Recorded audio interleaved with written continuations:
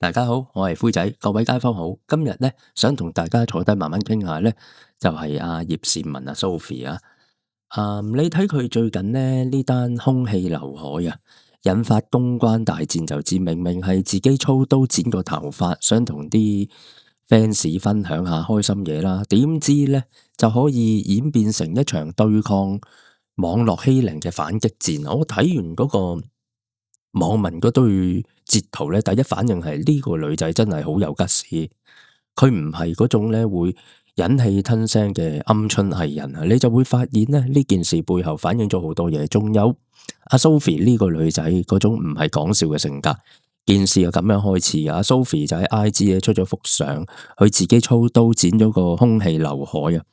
咁啊仲寫住 Oops I did it again， 成件事本來就好隨性好生活化，點知咧有個網民喺下邊留言啊，話覺得佢對眼唔自然，仲用怪怪地呢三個字嚟形容啊。本來呢啲留言喺藝人嘅 IG 其實日日都有噶啦，但係 Sophie 咧唔係嗰種你鬧我當睇唔到，或者係官方回應多謝關心嘅人，佢直情喺下邊回翻對方啊，話喂，唔中意就唔好睇啦，唔好故意貶低人啦。咁最精彩嘅係咩啊？係 Sophie 之後仲出咗幾個 post，直接啊將嗰啲對話截圖公開，擺明要同呢啲網絡欺凌開戰啊！咁佢寫咗一篇好長嘅文字啊，講到話雖然藝人係俾人評論係難免嘅，但係唔代表呢啲行為係啱。佢仲提到以前細個都經歷過校園欺凌呢件事一出咧，成個社交媒體即刻洗版啊！我哋不如先睇翻佢主場 IG 先啦。喺 IG 嗰邊咧，風向基本上係撐佢噶啦。咁啲網民覺得 Ivy 唔係阿 Sophie 好真啊，話佢咧身為一個女仔，自己剪個頭啫，想分享下啲開心嘢，點解要俾人咁樣針對外貌咧？即係好多人覺得，喂，佢公開截圖係一種勇氣，但喺 IG 留言入邊發現咧，大家支持佢嘅原因唔單止因為係呢件事，而係因為佢一路以嚟嗰種高學歷有性格嘅人設。咁你要知道，哇，Sophie 啊，係英國英士頓大學畢業啊，讀呢個服裝設計，仲要係名校啊，嘉諾撒聖心書院出身，考過中國舞12級啊。網民嘅心目中啊，佢係一個有腦有內涵嘅女仔，所以咧佢反擊嗰陣咧，大家都會覺得佢係講道理，而唔係單純發脾氣。不過咧，當我轉到去 Fat 嗰陣咧，個風向開始變得好有趣啊。咁嗰度咧就係好多後生仔啊，嗰度比較有啲想法嘅網民嘅聚集地啊。當我睇到有人出 post 討論咧，就話 Sophie 呢次反擊係咪過度防禦咧？即係有一派網民覺得作為公眾人物，人哋話你對眼唔自然，其實都唔算係咩好嚴重嘅欺凌。如果連咁樣都要公開截圖話人欺凌咧，會唔會顯得太過玻璃心咧？咁有一段留言係咁講嘅，話如果咁樣都叫欺凌，咁啊連登啊每日做嘅嘢簡直係摧毀性世界，摧毀個世界啦。咁呢種討論咧就帶出一個好重要嘅位，到底誠實評論同呢個惡意貶低條界線喺邊度咧？咁Sophie 佢自己解釋得好清楚，佢覺得嗰個人係用言語藝術嚟掩飾欺凌嘅行為，佢最反感嘅唔係你覺得佢唔靚，而係你點解要專登走入人哋個空間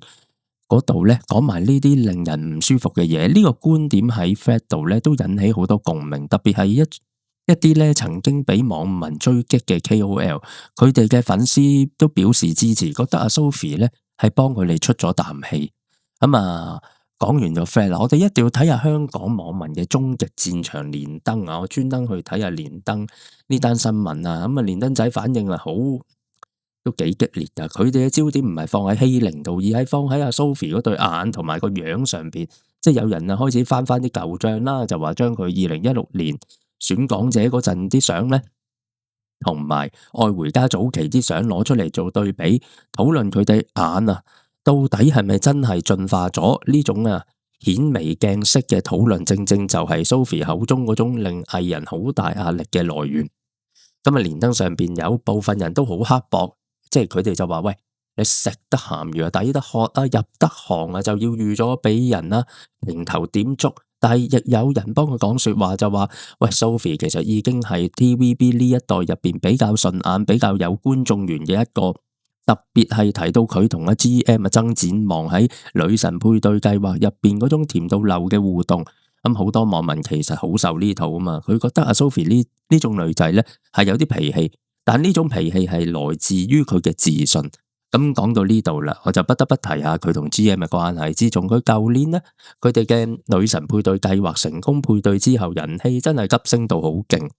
佢哋唔單止喺節目入邊做戲，私底下嗰種情侶檔感覺，令到阿 Sophie 嘅形象更加立體。以前啊，大家淨係覺得佢係 Candy， 係一個配角，但依家大家會覺得佢係一個有感情生活、有性格、有學歷嘅準女神。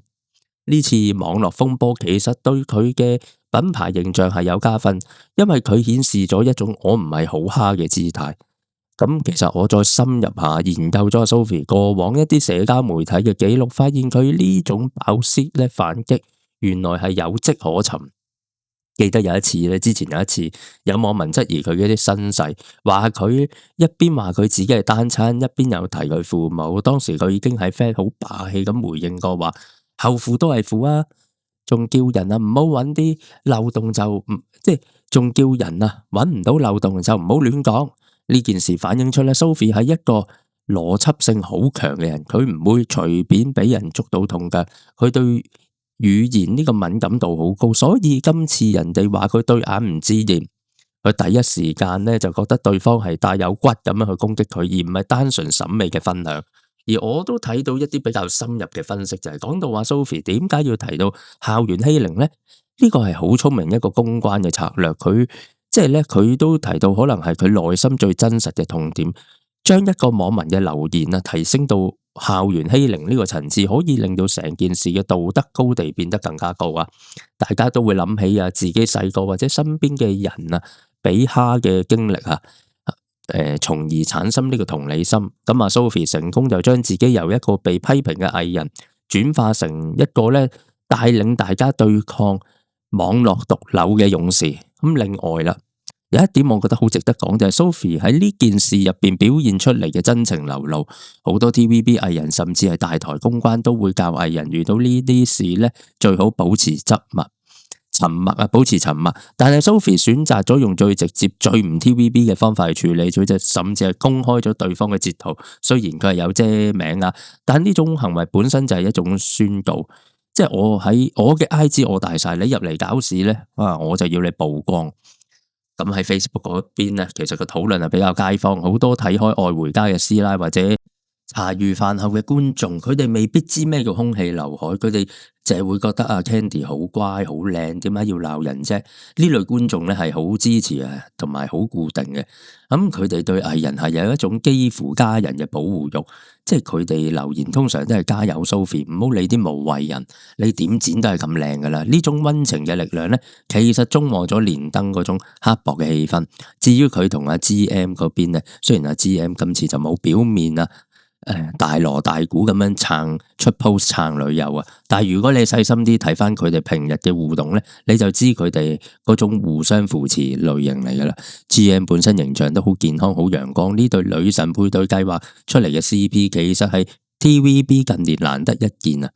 觀眾唔反感嘅情侶檔，佢哋嘅人氣互補，令到 Sophie 喺面對呢啲網絡欺凌攻擊嗰陣咧，背後有一股好強大嘅支持力量。咁再講翻張相嘅本身，其實我研究咗好耐，張相嘅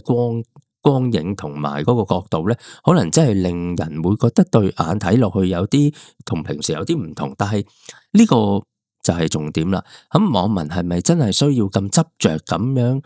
在於一個藝人喺自己私人時間剪完個頭髮而又隨身拍嘅相呢？定係因為 Sophie 平時表現得太過聰明、太過完美，令到有一啲自卑感嘅網民想揾啲一啲細微嘅瑕疵去攻擊佢呢？網絡判官呢，就係最中意做呢啲嘢，唔係追求真相，佢哋係最中意喺呢個雞蛋裏挑骨頭，夾硬揾啲嘢嚟搞。咁啊 Sophie 今次嘅反應其實係對呢種網絡生態一種反抗。佢唔單止係為自己發聲，佢一段文字度入邊提到，我唔需要呢啲默認呢啲行為。呢句話咧，其實係講俾好多同佢一樣受過氣嘅人聽。佢想話俾大家聽咧，你可以有自己條底線，公眾人物唔代表要變成一個冇情緒嘅公眾靶心。咁我都觀察到咧呢件事之後啊，阿 Sophie 嘅 IG followers 咧數量係有微升嘅，而且個互動率高咗好多。呢個反映出香港其實好中意睇呢啲真性情嘅對決，比起嗰啲每日就係出廣告 post 嘅藝人咧，Sophie 呢種同網民對話下會分享心路歷程嘅藝人，明顯更加吸粉。當然啦，呢件事亦有一啲反思位，亦有人會問。咁樣公開網民嘅截圖會唔會變相係另一種網絡欺凌呢？但係如果你睇翻 Sophie 嘅處理方式咧，佢係針對對方嘅行為同言論，而唔係人肉搜索對方嘅私生活。佢係將件事放喺觀眾嘅領域去討論。到底點樣先算合理嘅評價呢？點樣先算惡意嘅傷害呢？咁其實我都仲發掘到一啲關於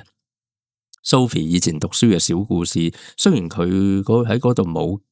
細講校園欺凌嘅細節，但係可以想象到一個咁有才華、咁靚、讀書又勁嘅女仔喺學校入邊，好容易會變成一啲令人妒忌嘅對象。咁呢種經歷咧，可能真係塑造咗佢今日呢個保護色。佢嘅強硬其實係為咗保護內心嗰個曾經受過傷嘅女仔。講到尾，呢單新聞之所以咧可以鬧到咁大，係因為佢觸動咗香港網民最敏感嗰條神經，網絡自由同語言暴力。